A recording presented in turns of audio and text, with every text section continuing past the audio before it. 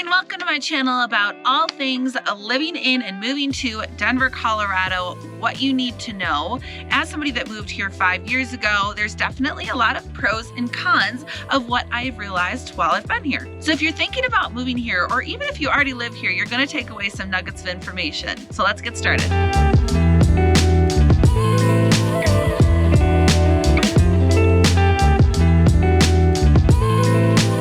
Katie, the real estate gal, and I am a licensed real estate agent in the state of Colorado. So if you need help with buying, selling, or anything in between, I'm your gal. So to start off on a good note, we're going to talk about a pro of the mountains. The number one thing I hear every single time I talk to somebody that is living here, why did you move here? It's the mountains. The most common answer that I get.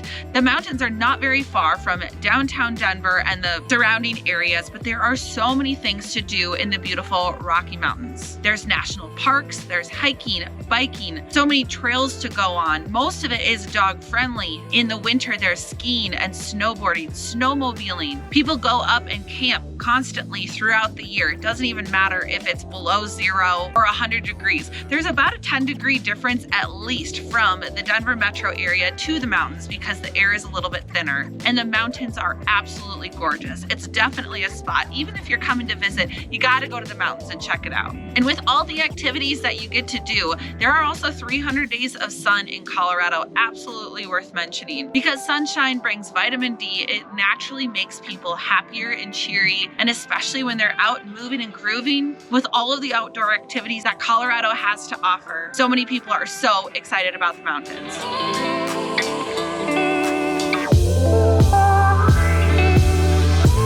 And that's a really easy segue into one of the cons, which is driving and traffic. You don't live near where you work, you're gonna be sitting in traffic. And that also includes mountain traffic. Sometimes you can be stuck on I-70 trying to get to the mountains. There is one specific tunnel called the EISENHOWER tunnel. They do have to close it from time to time to make sure that chemicals and large trucks can get through. And so it's always good to check the traffic report before making that adventure to or from the mountains, because you might be sitting in traffic if you end up leaving at the wrong time. There's a lot of people that'll actually pool their money in together to get a condo up in the mountains, and then they'll stay overnight. So they're not traveling back and forth and getting stuck in that traffic. But if you're trying to leave the mountains, whether you're hiking or snowboarding, if it's summer or winter, and you don't plan correctly, let's say you leave about 4 o'clock on a Sunday to come home, you're probably going to be sitting in at least 3 hours of traffic. And especially if somebody gets in an accident, there's going to be a huge delay, and you're going to have to wait until that accident gets moved to the side in order for cars to keep moving and grooving. There are a couple pathways that can go around the mountains, but still be aware that with a really great, fun city, there's going to be a lot of people that come to visit or that move here, and just know that traffic is a thing. So if you're coming to visit ahead of time and you're living in kind of the Denver metro area, try driving during rush hour time frames so you can kind of get an idea that if you are living south, let's just say Castle Rock or Lone Tree, even Centennial, you don't necessarily want to be living in Arvada, Thornton, or any more up north. Unless you love listening to podcasts and music, you're going to be on the road and stuck with everybody else. There's actually a radio station that says a little joke that I-70 is the largest parking lot in Colorado. So if you can help it, try to live near where you work so that you can avoid all those different traffic situations. Denver's transportation system is there, but it's not the best that I've seen compared to other cities that I've been to. They do have a light rail system that goes from the airport to all different locations. They are working on making it go way more north and way more south. It's consistently a work in progress, but they'll have park and rides right next to a light rail station that you can take to and from the airport. I would say the bus system is okay, but I would probably prefer to take an Uber or a Lyft. You're just going to get to your place a lot faster. I'm not sure that the technology is quite there for Denver because it is still an expanding city. So if you're looking to get somewhere the fastest, Uber and Lyfts are probably going to be the best option for you. We do have a lot of electric scooters as well as electric or e-bikes. And there's some places that you'll see more than not. If you are on the east side of I-25, you're going to see more scooters in kind of the downtown area because it's relatively flat. If you go over to the Highlands or a little bit more west, you're not going to see as many because there are a little bit more hills. Nonetheless, Denver is a pretty easy walking city if you stay in the neighborhood that you're in.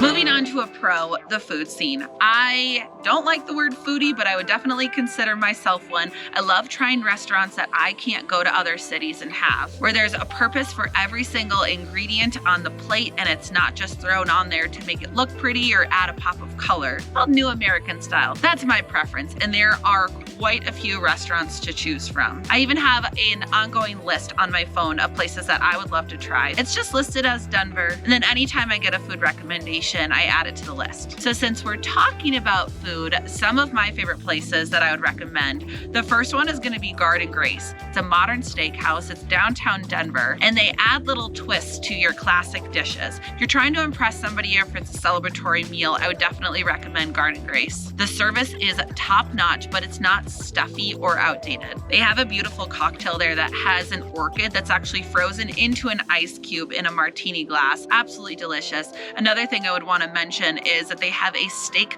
flight. So you can get 3 different types of steak on one plate. And I love that you can try each one comparing it to the next steak. Another thing I would want to recommend is their bread pudding dessert. Oh my gosh. So it's a little sphere and it's served warm with a huge scoop of ice cream on top. And then when the server brings it out, they end up pouring a caramel sauce over the ice cream table side, and they lift it really high in the air. It's 2 or 3 feet in the air. So you just have this beautiful stream of caramel going all over the dessert. Absolutely amazing. One of the other restaurants I would recommend that is one of a kind, pretty much only found in Colorado, unless there's other ones that I'm not sure about, is Sushi Den. Sushi Den is definitely a classic and a favorite. It is in the Platt Park neighborhood, and they are flying in fresh fish daily. The first time that I went, there's some people that have been going there for 30 years. And I love that kind of home style feel of a restaurant that's been there forever, that people grew up going there. You can get your classic rolls. They have a Wagyu beef roll, which is just, oh my gosh, melt in your mouth. You're gonna have a really great sake list, a bunch of cocktails. There's actually 2 floors. There's Sushi Den, and then right next door is IZAKAYA. They actually share the same kitchen. They used to be 2 separate restaurants, but since COVID hit, they combined. It's a really great environment. Fresh fish, fresh menu, and they do a reservation system that is first come, first serve. I don't believe that they take reservations anymore. So what you can do is put your name on the list, and if there is a long wait, go across the street, grab a cocktail, and wait for that text that your table is ready. Definitely a hometown favorite. And third restaurant recommendation is Wolf's Tailor. Wolf's Tailor is a seasonal, beautiful restaurant. The vibes inside are amazing. They have a beautiful garden patio that has tents. That may have been a COVID project, but they've kept it. And they grow their own vegetables outside. So when you walk in the restaurant, you actually walk by all of the things that they grow in their garden. The service staff has always been so friendly, top notch. They are always clearing your dishes, bringing new silverware. And they have a seasonal menu. It's a little bit of a different style. So they typically do a 6-course meal that's focused on one particular food. In the wintertime, which is what we're at now, buckwheat is the thing that they are showcasing with almost every single dish. It's a prefixed menu. So it's a 6-course meal, and you're not ordering or choosing what you're going to be having unless you have a dietary restriction. Then you just let them know and then they accommodate. Then you can do a wine pairing, cocktail pairing, or mocktail pairing. It's a beautiful experience and it's one of a kind. I'd highly recommend Wolf's Tailor. Another thing that Denver has a lot of is collective eateries. It's one location that has a bunch of different styles of restaurants inside that you can choose from. And then you can sit in the center or off in some nearby tables and enjoy different cuisines from different areas. Or if you're with a picky person, they could get the pizza that's over here and you can get the oysters and Ethiopian food or the empanadas. But it's a really great, fun people watching. Most of the collective eateries that I know have a little boutique shopping stores inside or gyms. One of them has a gymnastics studio for kiddos. So some that I would recommend are Milk Bar, which is downtown. They have this adorable, cute little alleyway that sometimes has live music. There's a couple speakeasies that are around that area too. And you can sit outside or you can sit in the restaurants. So Milk Bar is a really fun one. There's the Edgewater Public Market, which is near Sloan's Lake. And that one has an attached brewery and there's a couple breakfast places. There's a Shake Shack track right next door as well. Plenty of parking for you. And they have events that go on as well. So they have a Santa Claus little area where kids can tell Santa what they want. They have bingo. They have little pop-up markets there as well. Another collective eatery would be the Stanley Marketplace. There's actually an airplane hangar in part of the marketplace, and they hold events there as well as little pop-ups. And then you can walk around the shops or walk around the other restaurants. AVANTI is one that is in the Highlands, and that one has a bar on each floor as well as a patio if you can get a spot at the patio with the heaters in the winter, or just to sit out in the gorgeous summer. You can see the Denver skyline. That one gets super poppin' at night. And in one of the sections, they actually did a holiday pop-up bar, so you had to have a little reservation. I'm filming in December right now, so all of the holiday pop-up bars are just pinging in my mind. It's almost like finding some fun speakeasies.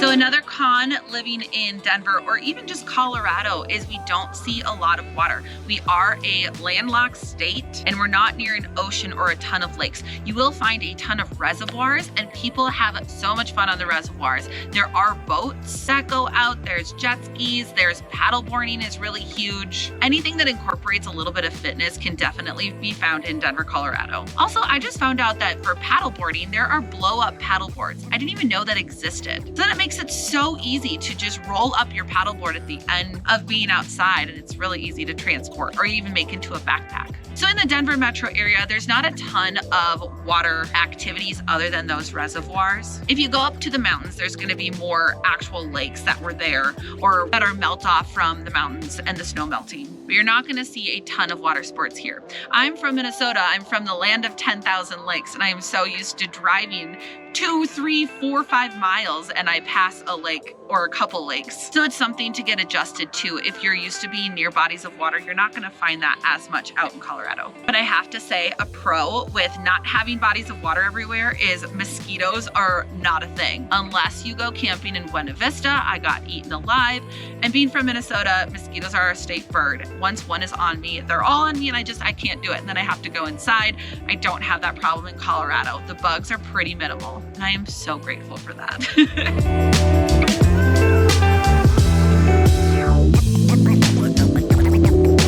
This next thing could be seen as a pro and a con, depending on who you are. Weed is legal in the state of Colorado, and I know they're legalizing it in a lot of other states. So it might not be a big deal by the time that you're watching this video, but just to know that it's a thing. You can get edibles, you can smoke, you can get CBD products such as lotions and honeys. Anytime that there's festivals with like vendors, there's typically a booth that has like CBD lotion to relieve pain or some sort of consumable product such as honey or chocolate that you can buy. It can be annoying to some people to smell people smoking, so just know that that's kind of a common thing. You might get used to it if you're here, but just something to be aware of.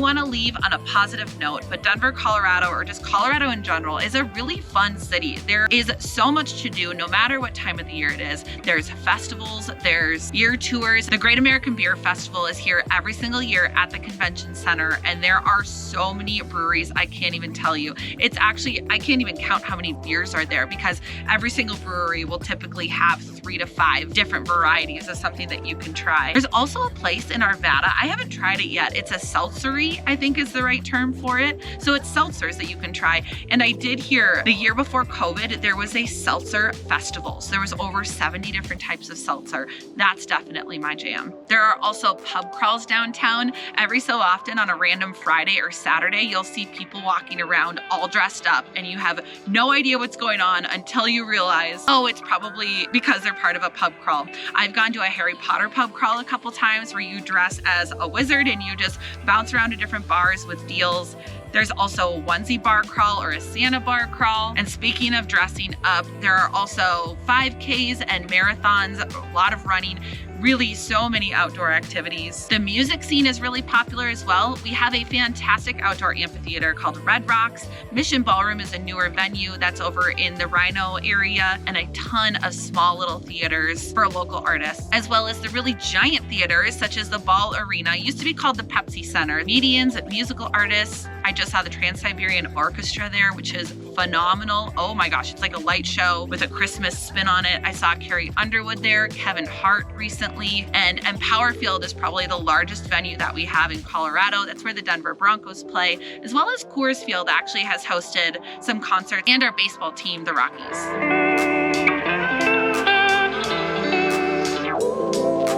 So regardless of if you want to be indoors or outdoors, there are so many things to do, and I can only make this video so long. So if you have questions, I would absolutely love to help you.